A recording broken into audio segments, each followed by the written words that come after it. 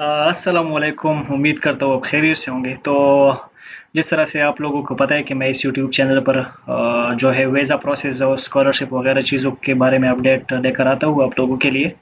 तो ये आज हम इस तरह से कुछ रिलेटेड ऑस्ट्रेलिया के इंफॉर्मेटिव वीडियो बना रहे हैं। और ये मेरा एक दोस्त था जो तकरीबन कितने दिन हो गए फहद, अस्सलामुअलैकुम पहले तो मैं सर वालेकुम सलाम अस्सलाम से रफ़ी शुरू भाई, क्या करते हाल तो है? बेहतर ठीक है। रहेगा कैसा? क्या? हम सलाम से शुरू करते तो बेहतर रहेगा। हाँ, बिल्कुल, बिल्कुल ऐसा ही है। आ, तो फहद, कैसे आप? मैं ठीक, अल्लाह का शुक्र। आप बताएँ, आप कैसे हो? मैं अल्हम्दुलिल्लाह ठीक। तो कितने दिन हो गए फहद आप गए हुए, इतना दिन गुजारे कितने, मतलब ड्यूरेशन यार, आपका कितना मुझे होता तो है? अभी जो ना मुझे पूरा 1 साल हो गया है। अच्छा। कल ही मेरा 1 साल कंप्लीट हो गया है। अच्छा माशाल्लाह, congratulation new achievement. Thank you भाई, थैंक यू। तो फहद, किस तरह से आपने इधर पाकिस्तान में कौन सा फील्ड चूज किया था और फिर आपने क्यों चेंज किया, क्या आपका पर्सपेक्टिव था? यार, मेरा तो शुरू से यही था ना, मैं मतलब शुरू से तो मैं अब चाहता कि डॉक्टर, जो हर बाप चाहता है कि उसका बेटा डॉक्टर बने। हाँ। लेकिन जैसे ही मैंने एथिकल की मुझे पता चल गया कि डॉक्टर तो मैं नहीं बन सकता, क्योंकि उसके लिए सेल्फ स्टडी बहुत ज़्यादा थी, क्योंकि मेरे बड़े भाई डॉक्टर बन चुके हैं। वो मुझे पता था इतनी स्ट्रगल मैंने नहीं करनी है। तो मैंने माइंडसेट बना लिया कि मुझे बाहर ही जाना है, क्योंकि यार मैंने बहुत लोगों को देखा था, अच्छी इनकम, अच्छी लाइफ़स्टाइल, वो बाहर जाके उनका बन रहा था, तो मैंने भी ये सोचा बाहर जाऊँगा। लेकिन मेरा एक वीज़ा अप्लाई करने के बाद मेरा रिफ्यूज़ल आ गया। अच्छा। तो हाँ, ऑस्ट्रेलिया से। अब उन्होंने कहा कि यार तुम ऐसे करो, एलएलबी कर लो। अभी तो तुम नहीं जा सकते, रिफ्यूज़ हो गए, तो उस वजह से मैंने एलएलबी स्टार्ट कर दी। वो तो आप मेरे क्लासमेट थे उधर में। आओ, अब हम कंटिन्यू कर रहे हैं, अब हमें बीच में छोड़ के चले गए। उस पे तो आएंगे, उस पे आएंगे, मजे करेंगे इस तरह से। लेकिन तो उसके मेरा क्वेश्चन हाँ, यही, कि आपने एलएलबी बाय चॉइस किया था या मतलब अपने पेरेंट्स के चॉइस से किया था, क्या था? नहीं, बाय चॉइस तो मैंने कुछ भी नहीं किया है। बाय चॉइस सिर्फ़ मैंने ऑस्ट्रेलिया का वीज़ा ही करवाया है। हाँ। और तो सब बाय चॉइस हम नहीं करते हैं। अच्छा, तो आपका जो वीज़ा रिफ्यूज़ल आया था वो मतलब कितने दिन में आया था? आपका प्रोसेस शुरू होते ही आ गया था? कितने कोविड के ड्यूरेशन में आया था? क्या ड्यूरेशन था? ये ये ऐसे आया था मेरा वीज़ा रिफ्यूज़ल ना, कि मैं उस टाइम मैंने एक एजेंट से करा था, वो मैंने डिप्लोमा में एडमिशन लिया था, जी। एफएसी के बाद। जी। तो मेरा बैंड भी सही था, मेरा उस टाइम 6 था। अच्छा, आइल्स में। तो उसने डिप्लोमा में किया था, और मेरा जब वीज़ा फाइल हो गया, मेडिकल होता है, फिंगर वो सब हो गए। उसके बाद मुझे वीज़ा से, इसमें ऑस्ट्रेलिया में ये होता है ना, अगर इमिग्रेशन तुमसे इंटरव्यू लेती है तो वो कॉल पे लेती है। अच्छा। तुम्हें रैंडमली घर ही कॉल कर देगी। तो उसमें मुझे बहुत कम लोगों को ये कॉल आती है।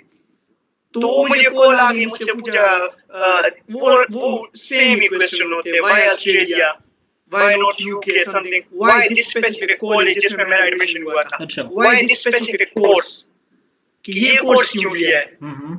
And will you return to your country after completion of this course, आपसे कंफर्म एंड करते हैं चीज़ों को। हाँ, and why you are not doing this course in Pakistan. तो यही सेम क्वेश्चन तो वो मुझसे पूछ लिए। एक मिनट, तो वो रैंडमली होता है ना, लेकिन उसके बाद मेरा मतलब वो इंटरव्यू जो थी वो 50 दिन बाद आई थी। प्रोसेसिंग टाइम उस टाइम 2 मंथ का था। लेकिन उसके बाद रिफ्यूज़ल आ गया। रिफ्यूज़ल में वो ऐसे नहीं लिखते स्पेसिफिक रीज़न जी। कि यार इससे हम ये पूछो और इससे, उसमें वो वैसे ही बस वो जो है ना प्रिंटेड आता है, जिसको नहीं देते, they due to economical condition in your country. जी। जी। मतलब उसी कंट्री के बंदों के वीज़े आ रहे होते हैं, कोई भी तुम्हारे रीजन में डाल लिख देता है, लेकिन वो वैलिड रीजन नहीं होता। जरूरी नहीं कि वो हाँ, वैलिड रीजन बस है। हाँ, वो जितने बंदों का रिफ्यूज़ल आते हैं वो 3 चीज़ें उसमें सेम होती है, 2-3 चीज़ें। मतलब उसमें नीचे फिर भी लिख देते हैं ना कि ये वो, लेकिन बिल्कुल वैलिड नहीं होता है कि इससे हमने ये क्वेश्चन किया और इस क्वेश्चन की वजह से, क्योंकि बहुत लोगों का विदाउट इंटरव्यू भी रिफ्यूज़ हो जाता है। तो उनसे तो क्वेश्चन ही नहीं होता है, क्योंकि यूके की तरह इसमें इंटरव्यू कंफर्म नहीं है कि होगा, कभी-कभी हो जाता है। तो उसके बाद मैंने एलएलबी स्टार्ट कर दी, और वही एजेंट ने मुझे कहा कि थोड़ा रुक जाओ। तो उसके बाद मैंने एजेंट से डिस्कस किया ना, मैंने उसको कहा कि यार हायर एजुकेशन बैचलर के लिए कर लेते। तो उसके बाद वही एजेंट था, वही प्रोसेसिंग टाइम था, लेकिन बैचलर में मेरा वीजा आ गया। तो हायर एजुकेशन ना उसके प्रोसेस मतलब चांस था। और इससे पहले आपने किस चीज़ के लिए अप्लाई किया था, वो भी प्लीज़ अगर आप बता दे तो।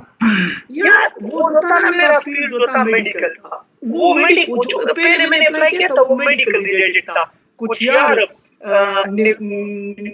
यार वो डिप्लोमा कुछ था, नेपोश के कुछ था, मैं नाम भूल रहा हूँ। नेबोश। वो कुछ हेल्थ, हाँ नेपोश का कोई डिप्लोमा था, तो वो मेरे मेडिकल फील्ड से रिलेटेड था। उसके बाद जब मैंने बैचलर दिया, वो बैचलर ऑफ बिजनेस था, वो रिलेटेड नहीं था, लेकिन उसमें आ गया क्योंकि बैचलर में ज्यादातर ये ना, बैचलर में चांस ज्यादा होते हैं, वो हायर में कंसीडर्ड होता है। जी जी जी जी जी। और तो ये था मेरा। और हाँ जी। इससे पहले जो आपने वीजा के लिए अप्लाई किया था ना, तो ड्यूरेशन अपने आफ्टर रिजेक्शन आपने दोबारा कितने मतलब ड्यूरेशन के बाद आपने अप्लाई फिर कर दिए इस यार वीजा वो के? टाइम लग गया था, एक साल तक मैंने वैसे ही वेट, वो डिपेंड, वो ये नहीं होता कि तुम एक साल के बाद करो, हाँ। तुम with in 1 month, after 1 month भी कर सकते हो। मतलब अगर आपको लगे कि ये चीजें मुझे इम्प्रूव करनी है या ये ठीक करनी है, because of this reason I got refusal, तुम्हें पता हो या तुम्हारे एजेंट को पता हो, तो वो ये नहीं कि तुम एक साल बाद करो, तुम एक मंथ बाद भी कर सकते हो। अच्छा। या तुम्हें लगे ना कि ये इस रिफ्यूज नहीं होना चाहिए था, तो तुम दोबारा भी वो एसओपी इसमें होती है ना, स्टेटमेंट ऑफ पर्पस, जिसमें तुम पूरा लिखते हो फ्रॉम ए टू जेड कि I am student, I did my FSc this, उसमें लिखा होता है कि why Canada, why not this, why this, वो तुम्हारा पूरा वो उसके बाद जाते वीजा वीजा, तो तुम इम्प्रूव करके दोबारा कर सकते हो। तो ये नहीं है कि तुमने एक साल बाद ही करना है, तुम कर सकते हो। मतलब ये कोई स्पेसिफिक ड्यूरेशन इसके लिए नहीं है अगर आप दोबारा अप्लाई करना एक मंथ बाद भी तुम कर सकते हो, लेकिन अगर दोबारा करोगे वैसे भी तुम्हारा, अगर तुम कॉलेज से सीओई फिर लेना चाहते हो, तुम्हारी सीओई एक्सपायर हो चुकी हो या उसमें अगर कोई ड्यूरेशन लगता है, तो वो होता है और नहीं होता, क्योंकि पाकिस्तान से बहुत टाइम लगता है यार, सीओई लेने में भी टाइम लगता है, ऑफर लेटर में भी 2 वीक लग जाते हैं, डिपेंड करता है ना कि तुम्हारा एजेंट कितना तेज है, मतलब कितने टाइम में तुम्हें। यह मेरा एक क्वेश्चन बनता है, अगर कोई मतलब अगर एजेंट के थ्रू करना चाहे या खुद करना चाहे, तो मतलब कौन से प्रेफर करोगे कि या खुद करे या एजेंट के थ्रू करे? यार वो लोग कहते हैं कि खुद ही कर लो, ये है वो है, एजेंट पैसे मारते हैं, लेकिन मैं ये मानता हूँ ना कि अगर तुम्हारा एजेंट सही हो, मतलब कोई फ्रॉड ना हो, बहुत पाकिस्तान में फ्रॉड भी होते हैं, तो एजेंट के थ्रू फिर करना चाहिए, क्योंकि इसमें ये होता है ना, खुद भी तुम करोगे, लेकिन खुद एज एसी स्टूडेंट तुम्हारे पास इतना नॉलेज नहीं होता है कि किस कॉलेज को मैं किस तरह ईमेल करूं, तो तुम्हारा वो जो नॉर्मल टाइम है वो ज्यादा हो जाएगा। लेट्स सपोज तुम्हें पता नहीं है कि मैं ईमेल में ऑथेंटिक क्या लिखूं कि मेरा वो एक्सेप्ट हो जाए, फिर तुम्हें ये भी पता नहीं होगा बैंक के चक्कर कि मैं फीस पैसे कैसे पे करूं, लेट्स सपोज $8,000 पे करने बैंक के थ्रू कैसे करूं, वेस्टर्न यूनियन के थ्रू कैसे करूं, तो ये इन्फॉर्मेशन भी तुम्हें नॉर्मल बंदे नहीं देते, और हमारे पेरेंट्स को भी पता नहीं होता ना, मतलब हर पेरेंट्स को जो है वो अपने फील्ड से रिलेटेड होता है। जैसे मेरे वो प्रोफेसर है तो उसको केमिस्ट्री का ही पता होगा, उसको ये नहीं पता है कि ऑस्ट्रेलिया में बैंक के थ्रू ईमेल का, और बंदे डरते भी ऐसे ना हो कि किसी गलत कॉलेज में मेरे पैसे चले जाए। तो अगर इन चीजों को माइंड में रख के अगर तुम एजेंट को उसके प्रोसेसिंग फीस देते हो, सही है, और ये time as well as money बचाने के लिए, तो मेरे लिहाज से ये अच्छा है। कुछ लोग होते हैं उनको ज्यादा इल्म होता है, ज्यादा नॉलेज, बहुत मैच्योर होते हैं, वो कर लेते हैं, वो एसओपी में भी कर लेते हैं, तो उनकी हेल्प नहीं होती, वो अलग है। लेकिन मैं जो था, मैं फिजिक्स का स्टूडेंट था, मैंने सिर्फ फिजिक्स केमिस्ट्री पढ़ी, मेरे पास इतना नॉलेज नहीं था वाइड का कि क्या करना है कैसे करना, सही बात। तो मैं कहूँगा एजेंट क्योंकि वो करते हैं ना, वो हर केस को प्रोसेस हाँ, उनका तजुर्बा भी होता है इस फील्ड में, है ना, वो हजारों तकरीबन इतने होते हैं कि हर जगह पाकिस्तान में तकरीबन हजारों की तादाद में एजेंट मौजूद है, और तकरीबन हर एजेंट के पास 100 से ज्यादा केसेस आते हैं, यही ना, तो वो हैंडल इसमें वही करके है ना, उनका एक्सपीरियंस भी हो जाता है, तो उनका चीज़ें फिर ऑथेंटिक ज़्यादा हो जाती है। बिल्कुल यही सही बात। वही तो अनदर क्वेश्चन मैं यहाँ ऐड करना चाहूँगा कि मतलब आइल्स जो है, आइल्स की कितनी बैंड रिक्वायर्ड है, और आपने जो टेस्ट दिया था दोबारा, वो कौन सा टेस्ट दिया था? पीटीई दिया था या आइल्स दिया था? कौन सा टेस्ट आपने दिया था? यार मुझे तो पीटी का कुछ एक्सपीरियंस नहीं है, मैंने दोनों दफा आइलेट्स दिया है, और आइलेट्स का बैंड जो है ना वो डिपेंड करता है।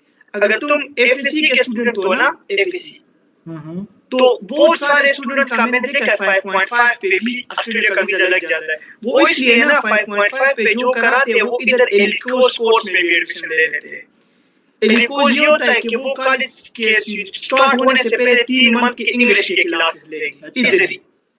हाँ, तो उसकी भी उनकी अलग फीस होती है, 15-18 जितनी भी होती है, तो वो एजेंट उस बेस में, अगर तुम्हारा उधर से 6 आ जाए और एफएससी के स्टूडेंट हो, फिर तो वेल एंड गुड है, तुम्हारा एलिकोस भी नहीं लगेगा, तुम्हारा बैचलर में भी हो जाएगा 6 में, मेरा 6 ईच आया था, और वो डिपेंड करता है अगर तुम मास्टर के स्टूडेंट हो तो तुम्हारा बैंड अच्छा होना चाहिए, उसके लिए 6.5। और अगर तुम स्पेसिफिकली चाहते हो कि तुम्हारा एजेंट तुम्हारा उधर से नर्सिंग में कराए, बिल्कुल फिर तो 7 ईच भी कम पड़ जाते हैं। अगर तुम चाहते हो कि नर्सिंग नहीं तो कोर्स बाय कोर्स डिपेंड करता है, अगर आप कौन से कोर्स में एडमिशन ले रहे हो तो उसके लिए डिपेंड करता है। हाँ, बिल्कुल। और किस फील्ड में जा रहे हो ना, अगर एफएससी का स्टूडेंट है वो डिप्लोमा में जा रहे हैं तो 5.5 पे भी हो जाता है, बैचलर में जा रहे हो तो 6 ईच चाहिए। अगर तुम नर्सिंग में जा रहे हो, प्योर एफएससी के स्टूडेंट हो, अभी मेरा एक दोस्त नर्सिंग में आया है तो उससे पाकिस्तान से पीटीई में 7 ईच लिए। मतलब पीटीई में एक फिगर होता है ना, अगर वो तुम क्रॉस कर दो तो आईएलटीएस के हिसाब से 7। हाँ बिल्कुल बिल्कुल, तो उसने उधर वही है ना। बिल्कुल। तो हाँ, इस तरह से मजीद और क्वेश्चन मैं ऐड करना चाहूँगा, इस तरह से आप रिलैक्स भी रहे। और एक क्वेश्चन यही है कि किस तरह से आप लाइफ को देखते हैं ऑस्ट्रेलिया में एज कम्पेयर टू पाकिस्तान? अगर आप चाहे कि वहाँ पर आप काम करें और या पाकिस्तान में, तो आप कौन सा अब आप कौन सा प्रेफर करेंगे? ऑस्ट्रेलिया में जाकर आपको रियलाइज होगा कि ये बेहतर है या वही बेहतर? यार ये क्वेश्चन में इसका मैं दो साइड का जवाब। सही है, श्योर। एक है ना कि अगर पाकिस्तान में तुम कोई पॉलिटिशियन या कोई मिलियनियर के बेटे हो, जी जी बिल्कुल बिल्कुल ठीक है, जो ज्यादातर लोगों के लिए पॉसिबल नहीं है। हाँ, फिर तो तुम पाकिस्तान में हो, तुम्हें जो पाकिस्तान में फैसिलिटीज हर जगह जाके तुम्हारे नोट से तुम्हारा काम हो जाए, सलूट करना और ये चीजें, फिर तुम पाकिस्तान में खुश रहोगे। तुम इधर आओगे ना तो इधर ये चीजें नहीं होगी, तुम जिसके भी बेटे होगे तुम लाइन में होंगे, सही है, तुम्हें कोई एक्स्ट्रा वो प्रोटेक्शन या एक्स्ट्रा कोई मेहमान नवाजी तुम्हारी नहीं होगी। सिंपल जिस जो भी होगे, तुम यूनिवर्सिटी जाओगे तुम्हें ये नहीं होगा कि तुम प्राइम मिनिस्टर के बेटे हो कि तुम्हें लाइन में आगे कर दे। ये अगर कोई मार्केट में लाइन है उसमें खड़ा हो, कोई खास मेहमान तो नहीं अगर होगा। इधर आएंगे ना तो हाँ, तो वो करप्शन और ये वो नहीं होगा, उनका सिंपल रूट होगा और वो सिंपल इधर करके काम वाम लाइफस्टाइल होगा। लेकिन जो हमारी तरह मिडिल क्लास है, मींस के ना ही गरीब है नहीं अमीर है, तो मैं हर मिडिल क्लास बंदे लड़के को मेरी उम्र में मैं उसको कहूंगा कि पाकिस्तान से जितने जल्दी हो सके निकल जाए। उसका ये रीजन है ना, मैं पाकिस्तान में कह रहा हूँ ना, हर मिडिल क्लास बंदा स्ट्रगल में लग जाता है। मतलब गाड़ी तो छोड़ो, अगर वो अपने हिसाब से अबू के पैसे नहीं, अगर वो अपने लाइफ में एक अच्छी जॉब सिक्योर करे कि वो गवर्नमेंट जॉब क्यों ना हो, तो वो तो 28, 29, 30 तक वो सिर्फ वो जॉब सिक्योर में लग जाता है। उसके बाद अगर वो गाड़ी लेना चाहता है तो उसको अलग सेविंग करनी होती है, वो सेविंग करते करते फिर उसके बाद अगर शादी करना चाहते हो, अबू की सपोर्ट ना हो तो वो बहुत मुश्किल हो जाती है। बिल्कुल और ये करते करते उसकी पूरी वो जो उसकी एंजॉय की वो खुद को एज होती है वो खत्म। खुद को क्या अपनी फैमिली को भी प्रॉपरली सपोर्ट नहीं कर सकता। बिल्कुल, काफी मुश्किल है। फैमिली को तो छोड़ो, वो फैमिली उसको कहती है कि यार तुम कब हमारे सपोर्ट से निकलोगे। बिल्कुल बिल्कुल बिल्कुल, यही सिचुएशन है ज्यादा। ये क्या होता है, इधर आते वक्त तुम फैमिली के सपोर्ट से निकल जाते हो पहले, और उसके बाद अगर तुम अच्छे हो और बिल्कुल मेहनती हो ना तो तुम फैमिली को भी सपोर्ट करने लग जाते हो। तो एक तो फैमिली वाले तुमसे खुश हो जाते हैं, और इस एज में तुम अपने अम्मी अबू के लिए कुछ कर सकते हो। पहली तो ये चीज, क्योंकि हर बंदे की ख्वाहिश होती है, मतलब मिडिल क्लास कि वो अम्मी अबू के लिए कुछ करे। तो पाकिस्तान में इतनी कोई सहूलियत नहीं होती, वो 31, 32, 33 तक वो चाहता है कि अबू उसको सपोर्ट करे। बिल्कुल बिल्कुल बिल्कुल बिल्कुल। तो वही मतलब ये रीजन था ना, इस वजह से मैं कहता हूँ अगर तुम ऐसे बंदे ना डिपेंड कर रहे हो, तुम ऐसे बंदे हो कि पाकिस्तानी माहौल हो और पाकिस्तान में तुम्हारा सब कुछ हो और तुम बस गपशप वाला माहौल हो, थोड़ा रोटेट करो, जैसे दुकान में बैठे हो। ये मैं इंटरप्ट कर रहा हूँ बीच में, सॉरी, लेकिन ये मोबाइल को रोटेट करो थोड़ा, वो स्क्रीन पे वो आ गया। हाँ, वो 1 मिनट एक कॉल आ रही है ना, लेकिन वो खुद ही वो कट हो जाए ना, मैं वो कट नहीं करना चाहता। सही, हम वेट कर। वो कॉल आ रही है बस। हाँ, खत्म हो गया अभी। तो अभी हो गया रोटेट? नहीं अभी तक नहीं हुआ है। 1 मिनट में अभी रोटेट करता हूँ। अभी हो गया मेरे ख्याल से। हो गया बिल्कुल बिल्कुल। हाँ, तो वो इस तरह से, तो इस वजह से मैं कहता हूँ कि मैं अगर एक मिडिल क्लास बंदे को कहूँगा तो वो पाकिस्तान से जल्दी निकल के इधर इन कंट्रीज में आ जाए। और अगर स्पेसिफिकली उनके पास चॉइस है तो मैं कहूँगा ऑस्ट्रेलिया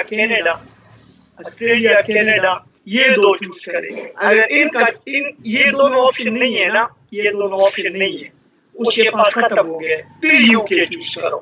इससे पहले यूके मत चूज करो। अगर वो भी चॉइस नहीं है फिर इटली ये चूज करो, लेकिन पाकिस्तान से निकलो। मतलब ये इसलिए नहीं कह रहा हूँ पाकिस्तान से सबको मोहब्बत है, लेकिन हर बंदे को अपनी अपनी वो देखनी है ना, अपनी लाइफ का लाइफ वो स्टैंडर्ड्स देखने हैं यार। पाकिस्तान में तो वैसे भी हाँ सिचुएशंस इस तरह जा रहे हैं कि फाइनेंशियली हाँ मोहब्बत सिचुएशन अपनी ड्रॉप हो जगह, रही है। लेकिन गवर्नमेंट ने पाकिस्तान में कोई हेल्प नहीं करनी है ना। तो मोहब्बत करो, मोहब्बत इधर भी आगे करो। पाकिस्तान का मैच हो, शिफ्ट कैंसिल करो, आके बैठ जाओ, जलील हो जाओ, मैच देख के जलील हो जाओ, पैसे भी छोड़ दिए इधर बैठ। हम लेकिन पूछेंगे मोहब्बत के आपसे साथ क्या आपने क्या क्या किया एंजॉय में, क्या क्या किधर किधर गए, क्या कौन सी चीजें लिए ये आप सारे सब डिस्कस करेंगे ये वो होते हैं जो टीनेजर्स होते हैं ना, उनको शौक होता है आईफोन का, PS5 का, इस तरह से मुख्तलिफ चीजों का शौक होता है, वो लेना यार चाहते हैं। यार नॉर्मली मतलब इधर तो आईफोन नॉर्मल हो जाता है, वे ऑफ लाइफ होता है। मैं मतलब पाकिस्तान में था ना, मेरे पास था 22-20 हजार का था। अल्लाह का शुक्र, मतलब अल्लाह का हर हाल में शुक्र करना चाहिए। तो मैं अब अब्दुल खान में 7 होते थे, तो अगर किसी के पास आईफोन 10 भी होता था, 10 मतलब ब्लॉक भी लिया होता था, तो वो पॉकेट में रखता, तो हम कहते यार ये हम में से ये अमीर है थोड़ा अमीर। हाँ तो अमीर भी, और हम कहते हैं उसको यार कि हमें तुम्हारे फोन से पिक्चर लेने फिर हमें सेंड करना है। हाँ यही होता है ज्यादातर, क्योंकि हमारे मोबाइल में वो आईफोन टू आईफोन होता है, तो वो सेंड भी नहीं कर सकता था और उसकी क्वालिटी खराब हो जाती थी व्हाट्सएप पे, तो इतना इशू। तो मतलब पाकिस्तान में मैं सोच भी नहीं सकता था कि मैं आईफोन 9 भी ब्लॉक लूंगा, क्योंकि मैं कहा कि लाइफ सिक्योर कर, ये हो जाए, फोन का क्या करना। इधर आके मेरे पास ये देखो, मतलब 14 अभी 15 आ गया, अभी नहीं ले रहे क्योंकि हमें पता चल गया कि आईफोन का ये सिर्फ नाम के लिए लेते हैं बंदे। इधर आके 14 प्रो मैक्स ले लिया तो पता चल वैसे भी कोई फिक्र नहीं इसकी। मुंह से कि हम कितने क्या बात। हम आईफोन के पीछे घूम रहे थे हाँ तो यही मतलब ये नॉर्मल है। और इधर आके हर बंदा मतलब इधर हर स्टूडेंट हर बंदे के पास अपनी गाड़ी होती है। गाड़ी इधर बहुत मतलब गाड़ी के बिना तुम्हारी इधर लाइफ अधूरी है, क्योंकि इधर अगर गाड़ी ले लो ना, ऐसा नहीं कि गाड़ी लाइफ स्टाइल है। गाड़ी इधर ऐसी होती है ना कि एक तो जॉब्स के लिए तुम हर जगह टाइम पे पहुंच सकते हो, क्योंकि इधर बहुत से जॉब्स ऐसी भी होती है जिसमें अगर तुम वो जो जब अप्लाई करते हो वो तुमसे पूछते हैं do you have a driving license और car, because they need to know that if he can do night shifts और if he can be available on time। Yes मतलब तो गाड़ी इधर इतनी, तो ये भी ले सकते हो। उधर तो पाकिस्तान में गाड़ी का हम सोचते पहले जॉब सिक्योर, फिर शादी, फिर अगर शादी में भी मतलब मेरा कजन दादी में क्या नाम, वो बैंक मैनेजर था उधर, एचबीएल का मैनेजर था। उसने उधर 19 लाख पे गाड़ी निकलवाई थी, तो उसकी सैलरी थी 70,000 पर, तो 30,000 उसमें बिल्कुल उसकी गाड़ी के वो कटती थी उससे। हाँ तो मतलब उसकी 40% सैलरी उसकी गाड़ी की जाती, और ये पत्नी कितने महीने कितने महीनों से चल रहा था। बिल्कुल ये इंस्टॉलमेंट पे होता है ना, बिल्कुल लोन क्या लोन पे वो देते हैं।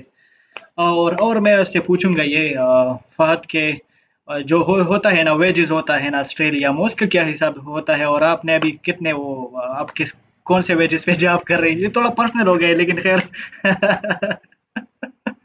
तो मैं तो ऐसे ओवरऑल बता दे सही है। ये वीडियो पे ऐसी हो जाएगी ना, अगर हाँ फिर रिश्तेदार भी मेरे हाँ तो वो लोग कैलकुलेटर खोल के फिर आपका हिसाब लगेंगे हाँ कि ये डॉलरों में खर्चा कर रहे हैं, वो कैलकुलेटर खोल के मेरी पूरी वो निकाल देंगे और मेरे मुंह के पीछे चले जाएंगे, ये देखो फारिद ना कमा। तो ये मतलब मैं जनरली बता दूंगा ना कि जनरली जो गवर्नमेंट के वाइस से भी मेलबर्न का वेज चल रहा है ना, तो वो जो है मिनिमम वेज जो है ना वो 23.76 है। 23.76 यस। ये मिनिमम हर बंदे को देना चाहिए, हर बंदे जो भी जिसके साथ भी जॉब करे, ये मिनिमम है। तो जो भी जॉब तुम करोगे ये स्टार्ट इधर से होगा। तो इसमें जो है ना अगर तुम लेट्स सपोज 24 पे कर रहे हो तो तुम्हें टैक्स देना होता है, क्योंकि टैक्स इधर बहुत प्रॉपर सिस्टम है। ये मतलब पाकिस्तान नहीं है कि टैक्स ना दिए, टैक्स इधर देना है। तो इधर टैक्स जो तुम देते हो ना तो वो 23.76 है। तो अगर ये तुम स्टूडेंट के लिए 24 आवर्स अलाउड होते हैं ना, तो अगर 24 आवर्स कर रहे हो ना तो उसमें टैक्स काट के तुम्हारे 21 तक आ जाएगा। अगर 24 आवर्स कर रहे हो ना तो 21 तक आ जाता है डॉलर पर आवर। अगर तुम 23.76 पे कर रहे हो तो $2 टैक्स के काट, ये टैक्स काट वो डिपेंड करता है। और अगर तुम्हारे पास फुल वर्किंग राइट्स है ना, तुम 48 आवर्स जॉब कर रहे हो, 50 आवर्स कर रहे हो, अगर फुल वर्किंग राइट्स है तुम टीआर पे चले गए और तुम्हारी पे 28 है ना, तो ऐसे कर लो कि पर आवर 26 आ जाती है।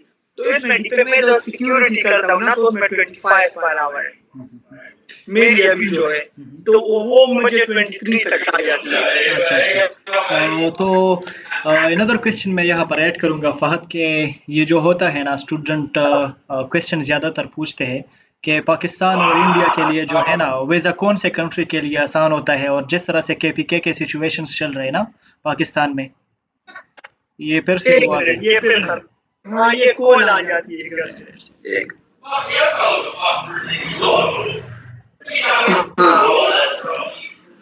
मैं ये क्वेश्चन कर रहा है कि वीज़ा जो रेशो है आपको तो पता लग रहा होगा थोड़ा सा कि केपीके के जिस तरह से सिचुएशन है पाकिस्तान में, पंजाब से वीज़ा या इस तरह से और बाकी सूबों से क्या रेशो है, आपको कुछ अंदाजा तो होगा, मतलब कौन से प्रेफर करते हैं वो लोग वीज़ा के लिए, या डिनाइल कौन से इलाके के वीज़ों पर आते हैं, जिस तरह से केपीके के लोग के लिए मैं सुन रहा हूँ कि उनके वीज़ों पे ज़्यादातर डिनाइल आ जाते हैं रीजनल लिहाज से, कि आपके रीजन जो इस तरह से कि इसलिए हम इस पर वीज़ा डिनाई कर रहे हैं।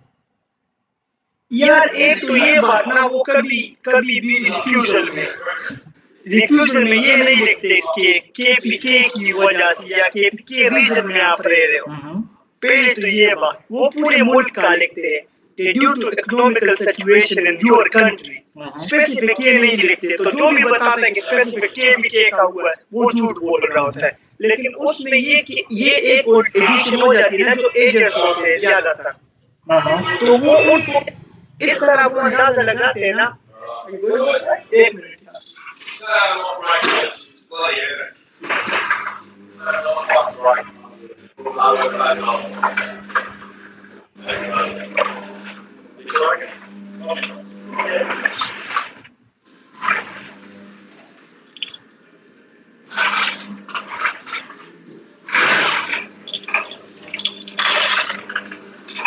तो उसमें ये एजेंट किस तरह अंदाजा लगाते हैं, एजेंट्स को हर टाइम उनके पास बहुत केसेस होते हैं ना अप्लाई करने के लिए। तो वो जब बहुत सारे एजेंट्स होके ना एक कंट्रीज के बहुत ज्यादा रिफ्यूजल आने लग जाते हैं, तो वो उस टाइम कहते हैं ना कि इस कंट्री का इस टाइम पे वीजा रेशो थोड़ा कम हो गया।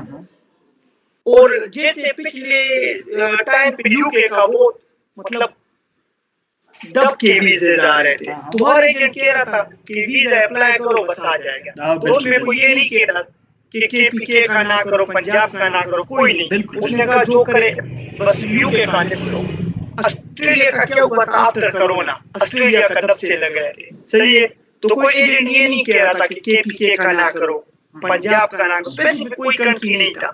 क्योंकि मैंने बहुत बंदे देखे पंजाब साइड रिफ्यूज हो जाते, केपीके आ जाते। लेकिन पंजाब साइड ये होता है ना, पंजाब साइड वाले वो जो है ना, वो थोड़ा केस को प्रॉपर वे में चलाते हैं। वो उनका तरीका, आप कह रहे हैं कि तरीका प्रॉपर हो, कोई ये रीजनल इश्यूज नहीं, तरीका ये प्रॉपर होता है। वो इनकम वाइज भी अच्छे होते हैं ना, तो प्रॉपर वो स्टेटमेंट रख देते, प्रॉपर वो सब कुछ कर देते, तो उनके इस वजह से वीजे अच्छे आ जाते। केपीके में जो है ना बहुत सारे ऐसे एजेंट तो अभी एजेंट्स बन गए ना, जिसने अभी दुकान खोली एजेंट बना हुआ है, तो वो किसी बंदे को फ्रेश कम करो, उस वजह से उनके रिफ्यूजल आ जाते हैं। लेकिन वो मुझे नहीं लगता कि केपीके का स्पेसिफिक कोई इशू है कि केपीके अगर वो वीजे देंगे तो पाकिस्तान को देंगे, नहीं देंगे तो नहीं। और रही बात आपने इंडिया से कंपैरिजन बात करनी, तो इंडिया और इन जगह पे प्रोसेसिंग टाइम बहुत कम है। प्रोसेसिंग टाइम ये ना, रिफ्यूजल उनके भी आते हैं, हमसे कम आते हैं लेकिन आते, लेकिन उनका बहुत जल्दी आ जाता है वीजा रिफ्यूजल और एक्सेप्टेंस। उनका जो है किसी का मैंने कंट्री में देखा है 1 वीक है, किसी का 10 डेज है। पाकिस्तान में किसी का लोग कहते हैं यार मेरा तो 7 डेज में वीजा आ गया, कोई कहता है मेरा 60 डेज हुआ है फाइल किया हुआ है, कोई कह रहा है मेरे 55 डेज हुए, कोई कह रहा है मेरे 45 डेज हुए। तो इनका वो इश्यूज होते हैं। तो पाकिस्तान के प्रोसेसिंग टाइम जो है इंडिया और इनका बहुत फास्ट, थोड़ा डिले है, बिल्कुल पाकिस्तान का थोड़ा डिले है, बिल्कुल बिल्कुल। आप तो ये तो सारे यूजुअल क्वेश्चन थे। इस तरह से आप अगर कोई एडवाइस ऐड करना चाहते हैं जैसे यंग जो लोग होते हैं उनके लिए, और एक अलग से क्वेश्चन वो भी आंसर करे कि आपका कितना वो मैक्सिमम बता दे कि अपना या मिनिमम बता दे कि कितना खर्च आया था तकरीबन सब सब कुछ मिलाकर। आप अगर कोई फिगर देना चाहते हैं तो वो भी ऐड करें, और आप अगर कंक्लूड करना चाहे तो कंक्लूड कर सकते हैं मिस।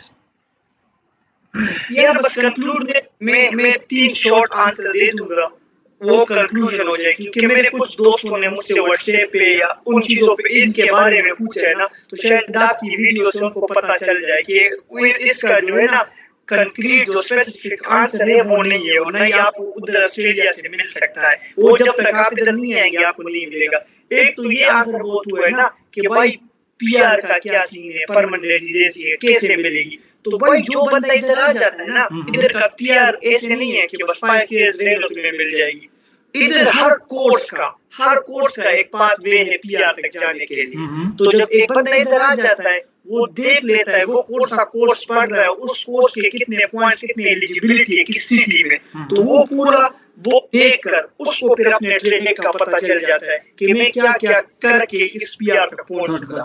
तो उधर से वो आपको नहीं बता सकता भाई कि इधर तो 5 साल में स्पेसिफिक ड्यूरेशन में पीआर मिल जाएगी। जैसे मैं इजी एग्जांपल देता हूँ, एज अ शेफ है, कुकरी है, जी जी। तो जो एज अ शेफ फील्ड लेते हैं ना, उसका ये होता है 2 इयर्स का एजुकेशन होता है, उसके बाद उसको टीआर मिलती है 1 ईयर। तो उसमें तुमने एज अ शेफ जो है 1725 घंटे काम करना होता है।